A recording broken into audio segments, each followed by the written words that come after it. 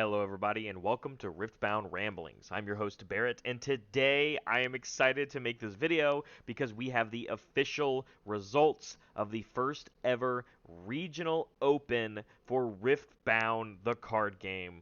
That's right, everybody. The organized play season has started off with China, obviously because they have their cards. The first tournament took place over this past weekend. At the time of recording, we are at August 24th, which is on Sunday, at least for me.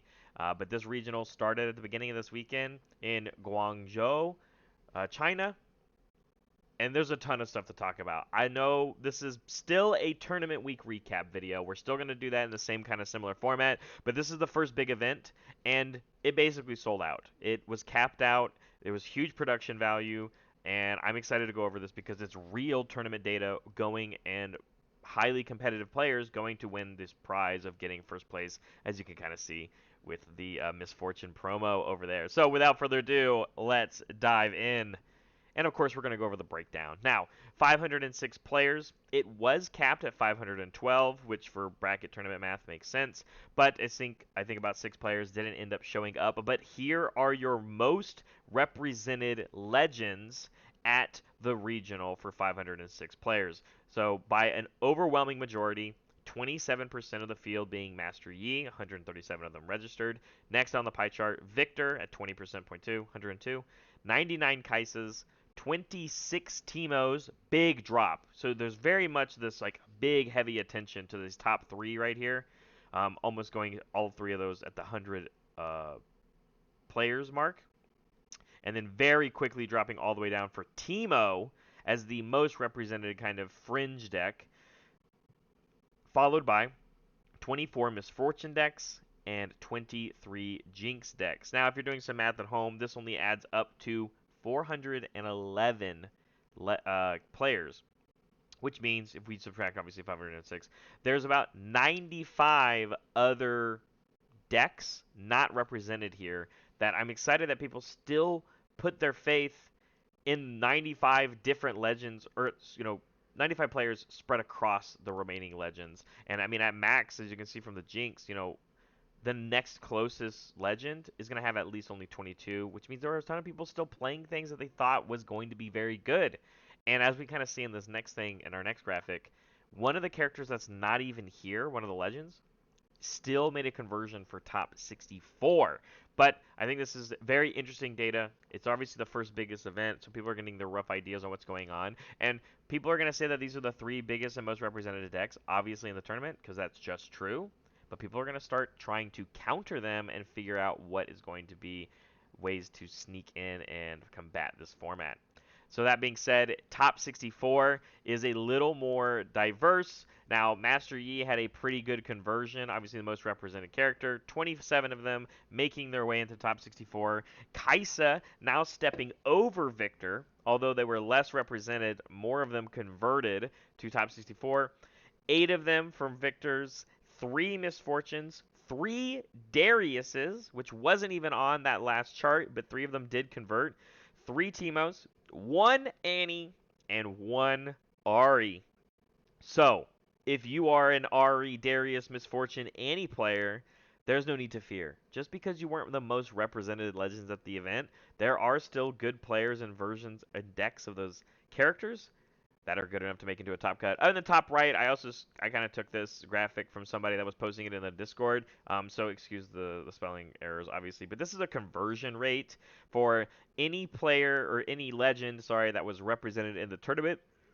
So all those numbers we just saw, the 137 for Master Yi, 99 for Kaisa, etc. And then telling exactly how many of them made the conversion for top 62, which then has your top cut conversion rate. And I think the biggest thing that a lot of people are talking about is obviously Victor. I think Victor, at least representation-wise, was the second most popular deck at the event. But with only a 7.8 conversion rate, it's not the best, and people were probably really preparing against it, or just things like Kaisa and Master Yi really fought over it. Of course, if you're an Annie player, there was only 5 of them registered in the event, and 1 of them made it, which is still a 20% conversion rate. And, similarly, 19 Aris, 19 Dariuses, and you have your math. So Ari, not the greatest conversion rate. Victor, not a great conversion rate either. But it's just some interesting math, and breaks that down in case you are playing and think that you're like, well, does that mean I have to play one of these three most played characters? Absolutely not. Because if you played Victor, 102 people did, and only 8 of them ended up making top 64, that means they ran into some trouble throughout the event. So maybe that's not the correct call for the format. So just because it's perceived strength doesn't mean it's necessarily the correct decision to make. But we're going to go ahead and dive into the top 8 decks, going one by one for each of these. Of course, these are taken from Piltover Archive, so thank you so much for having those access this weekend. And interesting enough, I don't have people's like official real names because they were able to register obviously like with usernames, very similarly to like the Riot accounts and stuff like that. So this is George G TCG's 8th place Kaisa list. And not entirely a lot to talk about here, but it is a pretty standard list. We did opt into the one copy of Shakedown, only two copies of Sprite Mother, two Singularities, which I think is interesting to keep note, and then one mainboarded Acathian Rain. The other thing I've started to notice for a lot of these competitive Kaiser lists is that people are really straying away from playing things like Eager Apprentice, just not really getting a lot of value out of these 3 energy, need to be at a battlefield to get the 2 reduction on your spells, but paying a lot more attention to value 3 drops like Lecturing Yordle, which help you draw cards, and they still get the job done on trying to conquer and take battlefields after you use your removal spells. So, very cool list. I think this one's pretty standard. I think this one makes a lot of sense on why it did well, and it got a top 8. So congratulations here to George G. TCG. Moving on, a Teemo did make top 8 by clawing their way through the bracket. And yes, this is 3 copies of Nocturne Teemo, and I love this deck. I am personally not a Teemo player, but I think this is so cool. I love everything. This is all the good stuff that we thought was going to be what Teemo meant to represent. Lots of low difficulty curve, low energy costing things, all these hidden cards, really captivating 3 copies of the Teemo Strategist, which is the Mind Champion unit, and then, of course, I love it, 2 copies of Dr. Mundo mainboarded for this nice late game drop to help really close out, get that last couple of points you need to win the game. Absolutely love it. I'm even loving the sideboard here with 2 copies of Invert Timelines and 2 copies of Mind Splitter. I think this deck was very well thought up. This is from Black. His name is his username, and I think this is so cool. So congratulations to Black. This Teemo list looks incredible and looks like a ton of fun. Moving on to 6th place, the only, spoiler alert, Victor to make a top 8 appearance, which is the even like worse conversion rate, right, when you think about what we were already breaking down. This is from this long username that says playing in Chizone Abobo, so we're just going to say Abobo from now on. And this to me looks pretty standard, except for we are using a much widespread amount of removals, I would say. 3 copies of Singularity, still playing Sprite Mothers, stuff like that. Hidden Blades, of course. But the units we're playing, I think, matter for a lot more synergy for Grand Stratagem, right? We're playing 2 copies of Machine Evangel, and the sideboard also playing 2 copies of Shen, and then an extra 2 copies of the Leona Determined. I think this is really cool. Definitely a lot of focus on killing units, and it's like Cull the Weeks here, and then just trying to take over. It's a different way of playing basically Kaisa, but you have a little bit more urgency with your units, and they can get a little bit bigger. So you can kind of win on the removal front while also winning a little bit better on the units front as well. So 6th place here for this Victor deck. Congratulations, Abobo. Next up, we've got our first Master Yi that ended converting up into top 8. This is by Dwin Bamini. And I think most Master Yis are very close, like decks-wise, are getting very close to what I think people think are the solved version of them. We're focusing still on Kiana's deflect units to survive against things like Kaisa, the Carnivore Snapdivine, which I think everybody has agreed is one of the best cards in the body domain. But the 3 copies of White Flame Protector, I love, right? I mean, this makes sense. Like, if you're only going to have 1 unit at a battlefield to really get access to the ability on the legend, giving 1 unit plus 8 might that you move into it makes a lot of sense because you're not having to move a bunch of things to try and conquer these things. That's why Primal Strength is really good. First Mate for the extra re-readies, it makes a lot of sense. And then Zonia's Hourglass, when your opponent does end up removing one of your things, you get to take that unit and bring it back to your base. Obviously, we still love the hand tricks like on guard And then, of course, Defy for Counterspell and Charm to really get some extra movement going around the board. So Master Yi looks pretty simple here. 5th place, congratulations. Moving into our top 4, we've got another Kaisa deck. This one given to us by RCD AI Jin Yi. And this one looks a little different. We are starting to see different shapes and forms of Kaisa. Obviously, it's very intricate, and I think the biggest thing you're going to notice right away is we're playing 1 copy of Progress Day main board and 2 copies of Dr. Mundo in the board for this late game drop unit, and it's just very cool to see. We're using even more like Legion support, things like Nox's Hopeful, which is so cool. But again, as you notice, not playing Eager Apprentice at all. That doesn't even exist in this deck. And the other coolest decision for this deck here, Sprite Mothers only existing in the sideboard, not playing them in the main board. We're also only playing 2 of the champion unit, and obviously one of them goes into our champion zone. So there's only going to be 1 more that you draw throughout the entire game. The 1 copy of Retreat or Recall is great. I think this list is actually a lot more up to snuff of what I want to play for what Kaisa looks like, but only getting the 4th place finish here and not necessarily the highest place in Kaisa, but this deck looks very cool and straightforward. I think this one would be very nice to give to somebody as an introductory Kaisa deck. So congratulations, RCD AI Jinyi. 3rd place, though, we have another Kaisa list. This one is from The Bee.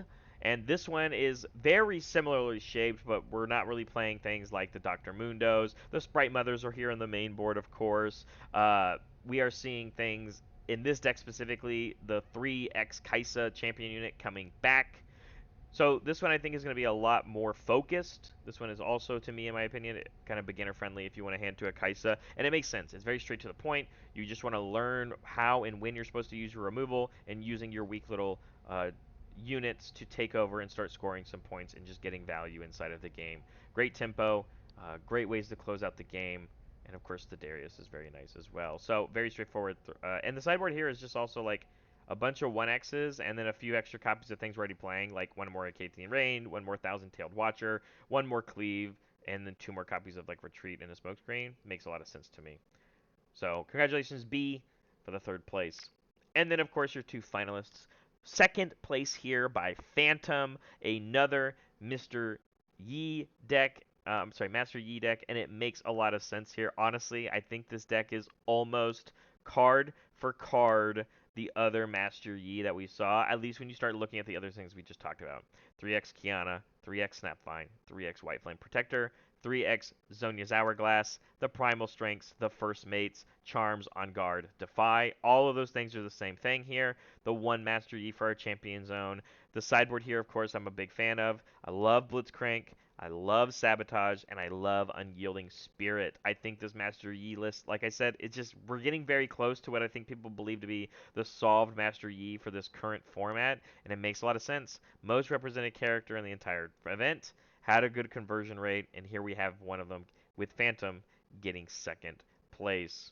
But of course, that means your champion winner here, the winner of the first ever Regional 4 Riftbound, is Fox Sad, playing his different version of Kaisa, which is a little bit more spread on what cards it's playing. We have, like the 1x Singularity main board, only playing 2 copies of Sprite Mother main board, 2 copies of the Darius main board, so that we can make room for the main boarded 1x of Acathian Rain, playing 2 main boarded copies of Retreat. And then because you make that decision and you freed up those main board slots, you free up sideboard slots. We have a Mortal Phoenix here in the sideboard. The Darius is still here in the board. It exists in this side, the 1x Dr. Mundo, extra Watcher, extra Rain, and also the 2x Iron Ballista.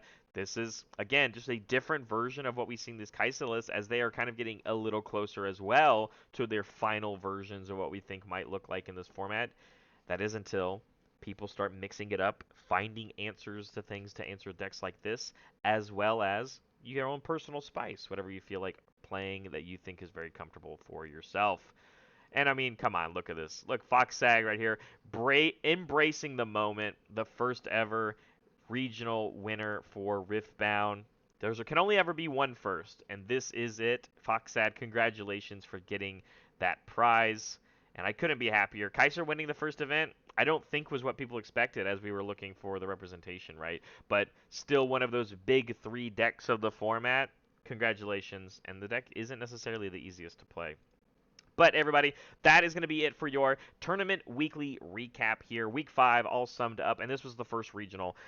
Thank you so much for watching this video. If you like it, give me a thumbs up. Comment down below of what you're excited and what you saw at the regional. And subscribe, of course, to the channel so you never miss a video. And the last thing I want to know is I'm going to be going over the coverage that happened for the regional this weekend with a good buddy of mine over at Tam Cardwell and his YouTube channel. We're going to be doing it probably live on his Twitch. I'm probably not going to add a ton of that coverage onto my own YouTube channel, but I'll do a little bit of like posting and seeing if people want to come and hop over and join, at least especially in the creative department. So you might hear me if you go check out his content because I'm going to be practicing my commentary for Riftbound. I do commentary for other card games, and as I've done stuff in the past. So we're just going to, work on our commentary chops, and of course, watch some real tournament gameplay of Riftbound. And I can't be more excited to do that. And also, there's going to be a regional, from what I understand. There's a regional for Riftbound across the next 3 weekends coming up. So be ready for more videos like this to go over more competitive Riftbound information. And I'm also hoping next week maybe we get some more news so I can produce some more videos for you guys, get the info out there. But thanks so much for watching this video, and we'll see you in the next one.